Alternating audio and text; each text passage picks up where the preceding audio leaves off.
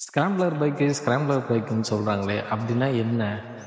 சரி, ஸ்கிராம்ப்ளர் பைக்னா எப்படி இருக்கும்? ராயல் என்ஃபீல்ட் ஸ்கிராம் 440க்கும் இந்த வீடியோக்கும் என்ன சம்மந்தம்?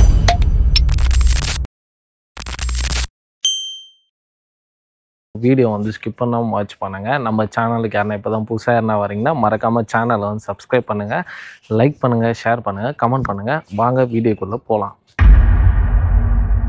ஃபஸ்ட்டு ஸ்கிராம்ப்ளர்னால் என்னன்னு சொல்லிட்டு நம்ம தெரிஞ்சுக்கலாம். ஸோ அதுக்கான ஒரு ஹிஸ்ட்ரி இருக்குது. அந்த ஹிஸ்ட்ரி எப்படின்னா 1920s இங்கிலாண்டில் ஒரு ரேஸ் கண்டென்ட் பண்ணுறாங்க. பாயிண்ட் டு பாயிண்ட் பார்த்திங்கன்னா அந்த ரேஸ் கண்டென்ட் பண்ணுறாங்க. அந்த ரேஸ் எப்படி இருக்கும்னா நிறைய டெரைன்ஸ்க்கு ஏற்ற மாதிரி அந்த ரேஸ் இருக்குது. ஒரு ஆஃப் ரோடு, அதுக்கப்புறம் பார்த்தீங்கன்னாக்கா ரோட்ஸ், இந்த மாதிரி நிறைய ரஃப் அண்ட் டஃப்பாக இருக்கிற ரோட்ஸில் அந்த ரேஸ் கண்டென்ட் பண்ணுறாங்க. ஸோ இந்த ரேஸுக்கு பைக்கை மாடிஃபிகேஷன் பண்ணுறாங்க. அதாவது எப்படின்னா, ஸோ நார்மலாக இருக்கிற ஒரு பைக்கை பார்த்திங்கன்னா அந்த ரேஸ்க்கு ஏற்ற மாதிரி அந்த பைக்குன்றதை மாடிஃபை பண்ணுறாங்க. அந்த மாடிஃபை பண்ண பைக்ஸ் பார்த்திங்கன்னா நாளடைவில் ஸ்கிராம்ப்ளராக கன்வெர்ட் ஆகுது. இப்போ நிறைய பிராண்டில் ஸ்கிராம்ப்ளர் இருக்குது. ஃபார் எக்ஸாம்பிள் பார்த்திங்கன்னா ட்ரைம்ப்பு, டுக்காட்டி, எஸ்டி, அதுக்கப்புறம் பார்த்திங்கனாக்கா ராயல் என்ஃபீல்டு, அதுக்கப்புறம் ஹீரோ, இந்த மாதிரி நிறைய பிராண்டில் அவங்கவுங்க பிராண்டில் பார்த்திங்கன்னா அவங்கவுங்களுக்கு தகுந்த மாதிரி ஸ்கிராம்ப்ளர் பைக்குன்றது இருக்குது. ஓகே, பார்க்குறதுக்கு எப்படி இருக்கும், அது லுக் எப்படி இருக்கும், அதோட பைக்ஸோட ஸ்பெசிஃபிகேஷன்லாம் எப்படி இருக்கும் அப்படின்றதெல்லாம் இப்போ ஒரு சிம்பிளாக பார்த்தலாம். ஸோ ஸ்கிராம்ப்ளருக்குன்னு பொதுவாக டிசைன்ஸ் இருக்குது. ஸோ இந்த டிசைன் எப்படி இருக்குன்னா, ஒரு மாடர்ன் கிளாசிக்கல் கல்ச்சருக்கு ஏற்ற மாதிரி பார்த்திங்கன்னா டிசைன்றது இருக்கும். இதோட சஸ்பென்ஷன் நீங்கள் நோட் பண்ணிங்கன்னா ஒரு மாதிரி பார்த்திங்கன்னா லாங் சஸ்பென்ஷனாக இருக்கும். இதோட ஸ்கிராம்ப்ளரோட ரைடிங் பொசிஷன் எப்படி இருக்குன்னா ஒரு அப் ரைடிங் பொசிஷன்ற மாதிரி தான் இருக்கும். இந்த சீட்டெல்லாம் நீங்கள் நோட் பண்ணிங்கன்னா ஒரு மாதிரி ஷார்ட்டாக இருக்கும். ஸ்கிராம்ப்ளர் பைக்கில் இருக்கிற சைலன்சரெல்லாம் நீங்கள் நோட் பண்ணிங்கன்னா ஒரு மாதிரி அண்டர் பெல்லியும் இருக்காது. ஸோ அட்வென்ச்சர் பைக்குக்கு ஏற்ற மாதிரியும் இருக்காது. ஒரு மாதிரி பார்த்திங்கன்னா அப்ரைஸ் பொசிஷனில் இந்த சைலன்சர்லாம் இருக்கும். மோஸ்ட்லி இந்த ஸ்கிராம்ப்ளர் பைக்கில் இருக்கும். இந்த ஸ்கிராம்ப்ளரில் 2 டைப் ஆஃப் ஸ்கிராம்ப்ளர் பைக்குன்றது இருக்குது. அதாவது பார்த்திங்கன்னா ஸ்ட்ரீட் ஸ்கிராம்ப்ளர், அதுக்கப்புறம் பார்த்திங்கன்னா அட்வென்ச்சர் ஸ்கிராம்ப்ளர்னு சொல்லிட்டு.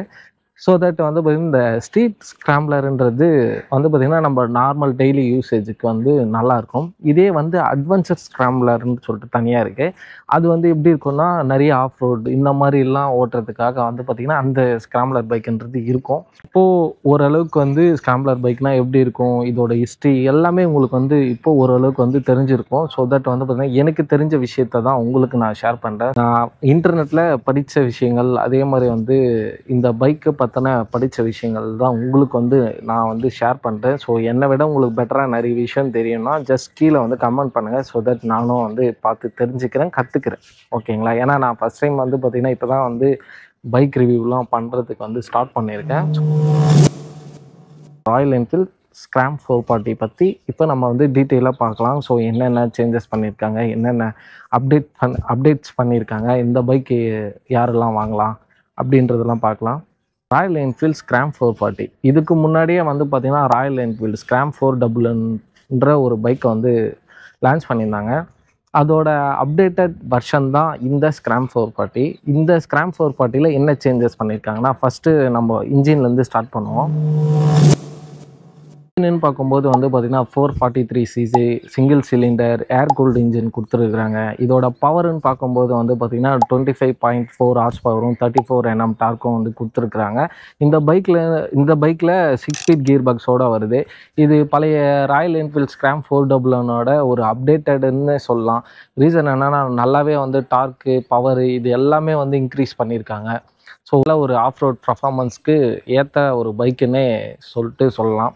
இன்ஜினில் நல்ல வேலை பார்த்துருக்குறாங்க, அது மட்டும் நல்லாவே தெரியுது ராயல் என்ஃபீல்டு. சஸ்பென்ஷன் பார்க்கும்போது ஃப்ரண்ட்டில் 41 mm பார்த்திங்கன்னா டெலிஸ்கோபிக் சஸ்பென்ஷன் கொடுத்துருக்குறாங்க. இதே ரியரில் பார்க்கும்போது பார்த்திங்கன்னா மோனோஷாக் லிங்க்டு சஸ்பென்ஷன் கொடுத்துருக்குறாங்க. வீல் ட்ராவல்னு பார்க்கும்போது ஃப்ரண்ட்டில் 190 mm பார்த்திங்கன்னா வீல் ட்ராவல் கொடுத்துருக்காங்க. இதே ரியரில் பார்க்கும்போது பார்த்திங்கன்னா 180 mm பார்த்திங்கன்னா வீல் ட்ராவல்ன்றது கொடுத்துருக்குறாங்க. ஃப்ரண்ட்டில் 300mm டிஸ்க்கும் வித் ஏபிஎஸோட கொடுத்துருக்குறாங்க. ரியரில் வந்து பார்த்தீங்கன்னாக்கா உங்களுக்கு 240mm வந்து பார்த்தீங்கன்னா டிஸ்க்கு வித் அதுவும் வந்து பார்த்தீங்கன்னா ஏபிஎஸோட கொடுத்துருக்குறாங்க. ஃப்ரண்ட்டில் வீலுன்னு பார்க்கும்போது வந்து பார்த்தீங்கன்னா 19 இன்ச்சஸ் வீல் 100/90 செக்ஷன் டயர்ஸ் வந்து கொடுத்துருக்குறாங்க. இதே வந்து பார்த்தீங்கன்னா ரியரில் 17 இன்ச்சஸ் வீல் 130/80 செக்ஷன் டயர்ஸும் வந்து கொடுத்துருக்குறாங்க. ஸோ நல்லா வந்து பார்த்தீங்கன்னா ஆஃப் ரோடுக்கு வந்து ஏற்ற டயர்ஸ் தான் இந்த பைக்கில் கொடுத்துருக்குற டயர்ஸு.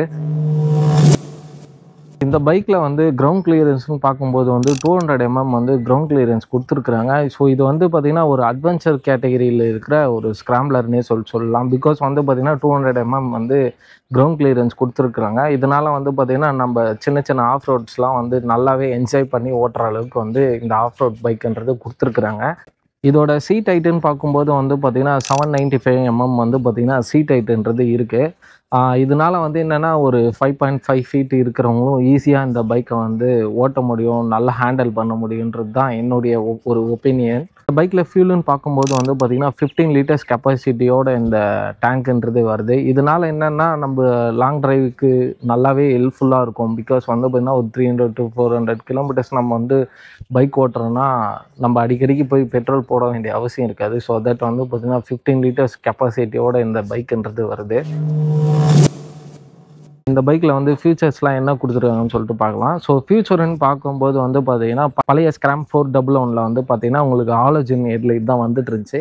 இதில் வந்து பார்த்தீங்கன்னாக்கா உங்களுக்கு எல்இடி ஹெட்லைட் வந்து கொடுத்துருக்குறாங்க. அதே மாதிரி வந்து பார்த்தீங்கன்னா டெயில் டைலையும் வந்து பார்த்தீங்கன்னாக்கா உங்களுக்கு எல்இடி தான் கொடுத்துருக்குறாங்க.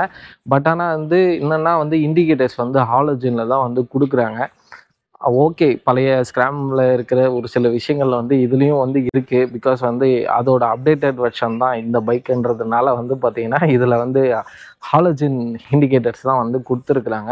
அதே மாதிரி இதில் வந்து பார்த்திங்கன்னா நீங்கள் ஹசார்ட் லைட்டும் வந்து ஆப்ஷன் வந்து கொடுத்துருக்குறாங்க. ஸோ இது வந்து ஒரு சின்ன சின்ன மெயினிட்டான ஒரு அப்டேட்ஸ் தான் வந்து கொடுத்துருக்குறாங்க. டிஜிட்டல் அனலாக் இன்ஸ்ட்ருமெண்ட் கிளஸ்டர் வந்து கொடுத்துருக்குறாங்க. ஸோ இது அப்டேட்டடான்னு கேட்டிங்கனாக்கா என்னை பொறுத்த வரைக்கும் வந்து அப்டேட்டுன்னு சொல்ல முடியாது. ஒரு ஃபியூச்சராக தான் இதை வந்து நம்ம வந்து பார்க்கணும். பைக்கில் வந்து பார்த்திங்கன்னா ஒரு பெரிய அப்டேட்டாக நம்ம நோட் பண்ண வேண்டிய ஒரு விஷயம் வந்து என்னென்னா இந்த பைக்கில் வந்து பார்த்திங்கனாக்கா டியூவல் சேனல் ஏபிஎஸோடு வருது. அதுவும் வந்து பார்த்திங்கன்னா சுவிட்சபிள் ஏபிஎஸ். இந்த சுவிட்சபிள் ஏபிஎஸ்க்கு ஏற்ற மாதிரி வந்து பார்த்திங்கனாக்கா ஈஸியாக நம்ம பிரேக்ஸ் வந்து ஸ்விட்ச் பண்ணுறதுக்காக வந்து பார்த்திங்கன்னா ஃப்ரண்ட்லேயே வந்து பார்த்திங்கனாக்கா அதுக்கான பட்டனும் வந்து கொடுத்துருக்குறாங்க ஹேண்டில் பாரில்.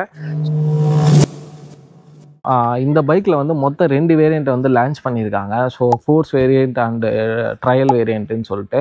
ஃபோர்ஸ் வேரியண்ட்டுன்னு பார்க்கும்போது வந்து பார்த்திங்கன்னா உங்களுக்கு அலாய் வீல்ஸோடு வந்துடும். இதே வந்து ட்ரையல் வேரியண்ட்டுன்னு பார்க்கும்போது வந்து பார்த்திங்கனாக்கா உங்களுக்கு வந்து ஸ்போக்ஸ் வீல்ஸ் வரும். இதில் ஒட்டுமொத்தமாக 5 கலர் வந்து லான்ச் பண்ணியிருக்காங்க. ஓவராலாக ஸ்க்ராம் 440ல் இருக்கிற ஃபீச்சர்ஸ் வந்து இதுதான். கான்ஸ்ன்னு பார்க்கும்போது வந்து ஃபஸ்ட்டு எனக்கு தோன்ற ஒரு விஷயம் வந்து என்னென்னா இந்த ராயல் என்ஃபீல்டு ஸ்க்ராம் 411 ஒரு அப்டேட்டட் வெர்ஷன் தான் இது.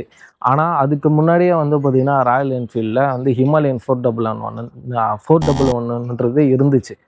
அதோட இன்ஜின் வந்து அப்டேட் பண்ணி தான் ஸ்க்ராமுக்கு கொடுத்தாங்க. அதே மாதிரி நான் என்ன நினச்சேன்னா இப்போது ரீசெண்டாக இருக்கிற ஹிமாலயன் 450யோட ஒரு அப்டேட்டட் வெர்ஷன் ஸ்க்ராமாக இருக்கும்னு நான் நினச்சேன். பட் ஆனால் அது நினச்ச மாதிரி வந்து இல்லைன்றது தான் என்னுடைய ஒரு தாட். பிகாஸ் வந்து பார்த்திங்கன்னா ஒரு 450cc பதிலாக வந்து இங்கே வந்து 443cc இன்ஜின் வந்து கொடுத்துருக்குறாங்க. மேபி அதோட இன்ஜினே ஹிமாலயனோட இன்ஜினே வந்து கொடுத்துருக்கலாமோ அப்படின்றது என்னுடைய ஒரு காணாக பார்க்குறேன் நான். அதே மாதிரி இந்த பைக்கில் வந்து பாட் கொடுத்துருக்கலாமோ, ஜிபிஎஸ் பாட் வந்து கொடுத்துருக்கலாமோ, அதே மாதிரி இன்ஸ்ட்ருமெண்ட் கிளஸ்டரில் வந்து நிறைய சேஞ்சஸ் பண்ணியிருக்கலாமோ அப்படின்றது என்னுடைய ஒரு காணாக நான் பார்க்குறேன். இன்றைக்கி ஒரே ஒரு டைம் மட்டும்தான் இந்த பைக் வந்து ஓட்டுறதுக்கு வந்து சான்ஸ் கிடச்சிச்சு. அப்போ வந்து பார்த்திங்கன்னா கோப்ரோ அதெல்லாம் எதுவும் மாட்டல. ஸோ அதனால வந்து பார்த்திங்கன்னா இந்த பைக்கில் வந்து வைப்ரேஷன் இருக்கான்னு கேட்டிங்கன்னா எஸ், டெஃபினெட்லி வந்து வைப்ரேஷன் இருக்குது. அது வந்து ரொம்ப இருக்கான்னு கேட்டிங்கன்னா இல்லை, கம்மியாக தான் இருக்குது. பட் ஆனால் வந்து பார்த்திங்கன்னா ஒரு சில இடத்துல வந்து வைப்ரேஷன்ன்றது ஃபீல் பண்ண முடியுது. ஸோ ரொம்ப இடத்துல ஃபீல் பண்ண முடியல. ஒரு சில இடங்களில் வந்து பார்த்திங்கன்னா ஹேண்டில் பாரில், அதுக்கப்புறம் வந்து ஃபுட்ரெஸ்ட்டில், இந்த மாதிரி இடத்துலலாம் வந்து வைப்ரேஷன் வந்து ஃபீல் பண்ண முடிஞ்சிச்சு. ஸோ ஓட்டுறதுக்கு நல்லா இருக்கான்னு கேட்டிங்கன்னா எஸ், டெஃபினெட்லி வந்து இந்த பைக் வந்து ஓட்டுறதுக்கு நல்லா தான் இருக்குது. பட் ஆனால் நான் பார்க்கும்போது வந்து பார்த்திங்கன்னா ஒரு சில இடத்துல வந்து வைப்ரேஷன் தெரியுது. அதே மாதிரி வந்து பார்த்தீங்கன்னா இந்த பழைய ஸ்க்ராம் 411ல் வந்து பார்த்தீங்கன்னாக்கா உங்களுக்கு வந்து வெயிட் கம்மியாக இருக்கும். பட் ஆனால் இப்போ இந்த ஸ்க்ராம் 440ல் வந்து வெயிட் வந்து 2 kgs வந்து இன்க்ரீஸ் ஆகிருக்கு. என்னை பொறுத்த வரைக்கும் ஒரு அட்வென்ச்சர் கேட்டகரியில் இருக்கிற ஸ்க்ராம்ப்லர் பைக் வந்து பார்த்தீங்கன்னா கொஞ்சம் வெயிட் கம்மியாக இருந்துச்சுன்னா இன்னுமே நல்லா பர்ஃபார்மன்ஸ் பண்ணுன்றது என்னுடைய ஒரு எதிர்பார்ப்பு. ஸோ உங்களுடைய எதிர்பார்ப்பு என்னன்றது நீங்கள் கீழே கமெண்ட்டில் சொல்லுங்கள். இப்போ வந்து ப்ரோஸ்ன்னு பார்த்தலாம். ஃபஸ்ட்டு விஷயம் வந்து பார்த்தீங்கன்னாக்கா எல்இடி ஹெட்லைட்டு. ஸோ எல்இடி ஹெட்லைட்டை வந்து பார்த்தீங்கன்னா நான் ஒரு ப்ரோவாக தான் பார்க்குறேன். அனதர் அப்டேட்டாக வந்து பார்த்தீங்கன்னா இதில் இன்ஜினில் வந்து நல்லா ரீஃபைன் பண்ணியிருக்காங்க. ஸோ நல்லா தெரியுது அது. அந்த ஒரு விஷயத்தினால வந்து இது வந்து நான் ப்ரோவாக தான் பார்க்குறேன். நல்லா ரீஃபைன் பண்ணியிருக்காங்க. அதே மாதிரி வந்து பார்த்தீங்கன்னா நல்ல டார்க் இருக்குது. ஸோ நல்ல பவர் கொடுத்துருக்குறாங்க. இதனால் பைக் ஓட்டுறதுக்கு ஒரு ஹாப்பியாக ஃபீல் ஆகுது. ஸோ பழைய ஸ்க்ராம் 411ஓட கம்பேர் பண்ணும்போது வந்து இந்த ஸ்க்ராம் 440ல் இன்ஜின் வந்து நல்லாவே ஒர்க் பண்ணியிருக்காங்கன்றது நல்லாவே தெரியுது. அதே மாதிரி எனக்கு தெரிஞ்ச ஒரு ப்ரோ வந்து என்னன்னா, இந்த பைக்கில் வந்து சீட் வந்து நல்லா ஒர்க் பண்ணியிருக்காங்க. பழைய ஸ்க்ராம் 411ஓட கம்பேர் பண்ணும்போது வந்து சீட் ஒர்க்ஸ் வந்து பார்த்திங்கன்னா நல்லா ஒரு சாஃப்டாக இருக்குது. அதாவது வந்து லாங் டிரைவுக்கு ஏற்ற மாதிரி வந்து சீட்ஸ் வந்து கொடுத்துருக்குறாங்க. இது எனக்கு ரொம்பவே பிடிச்சிருக்கு. இன்னொரு மேஜர் ஒரு ப்ரோவாக நான் பார்க்குற ஒரு விஷயம் வந்து பார்த்திங்கன்னா ஏபிஎஸ் தான். ஸோ இப்போ நிறைய பைக்ஸில் வந்து பார்த்திங்கன்னா ஏபிஎஸ் வந்து கொடுக்க ஆரம்பிச்சிட்டாங்க. அதனால வந்து பார்த்திங்கன்னா இந்த பைக்கில் வந்து இதுக்கு முன்னாடி இந்த 411 விட கம்பேர் பண்ணும்போது வந்து பார்த்திங்கன்னா இதில் பிரேக்ஸ்ன்னு பார்க்கும்போது வந்து டுவல் சேனல் ஏபிஎஸோட வருது. அதே மாதிரி வந்து பார்த்திங்கன்னா ஏபிஎஸ் வந்து நம்ம ஸ்விட்ச் பண்ணுற ஆப்ஷனும் கொடுத்துருக்குறாங்க. ஸோ இது வந்து நான் ஒரு ப்ரோவாக தான் பார்க்குறேன். ஓகே கைஸ், இந்த ஸ்க்ராம் 440 வாங்குறதுக்கு ஒர்த்தா அப்படின்னு கேட்டிங்கன்னா டெஃபினெட்லி இட்ஸ் ஒர்த். பிகாஸ் வந்து பார்த்திங்கன்னா இதுக்கு வந்து ரெண்டு விஷயங்கள் இருக்குது. ஃபஸ்ட்டு விஷயம் வந்து பார்த்திங்கன்னா வேல்யூ ஃபார் மணி. அதே மாதிரி வந்து பார்த்திங்கன்னா இந்த பைக் வந்து ஒரு அட்வென்ச்சர் கேட்டகரிக்கு கீழே தான் வந்து இந்த பைக்குன்றது வருது. அதனால் வந்து என்னென்னா சின்ன சின்ன ஆஃப் ரோட்ஸ், அதுக்கப்புறம் லாங் ரைட்ஸ், இந்த மாதிரி எல்லாம் வந்து இந்த பைக்கை வந்து ஓட்டலாம்.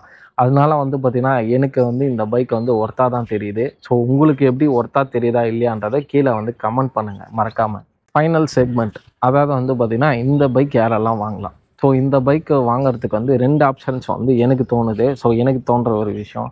ஸோ இந்த பைக் வந்து பார்த்திங்கன்னா டெய்லி யூசேஜுக்கு நல்லா இருக்குமான்னு கேட்டிங்கன்னா எஸ், டெஃபினெட்லி நல்லா தான் இருக்கும்.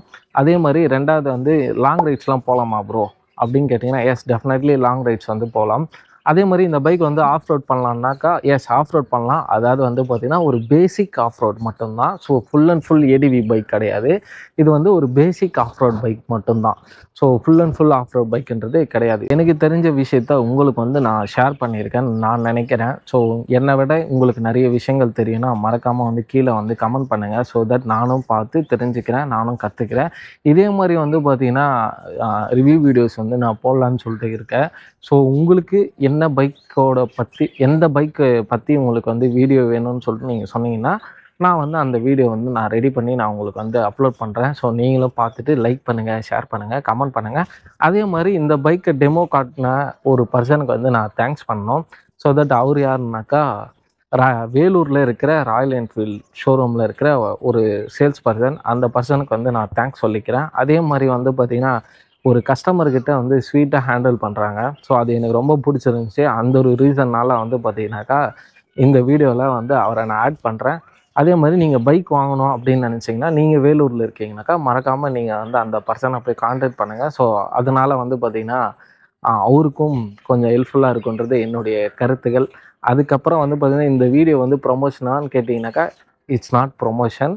ஸோ இது வந்து எனக்கு தெரிஞ்ச விஷயத்த உங்களுக்கு நான் ஷேர் பண்ணுறேன். ஸோ உங்கள்கிட்ட இருக்கிற தெரிஞ்ச விஷயத்த எனக்கு நீங்கள் ஷேர் பண்ணுங்கள். ஸோ தட் இந்த வீடியோ பிடிச்சிருக்குன்னு நான் நினைக்கிறேன். மறக்காமல் இந்த வீடியோக்கு லைக், ஷேர், சப்ஸ்கிரைப், அதுக்கப்புறம் வந்து பார்த்திங்கன்னா கமெண்ட்ன்றது பண்ணுங்கள். See you in another video. Bye bye. Take care.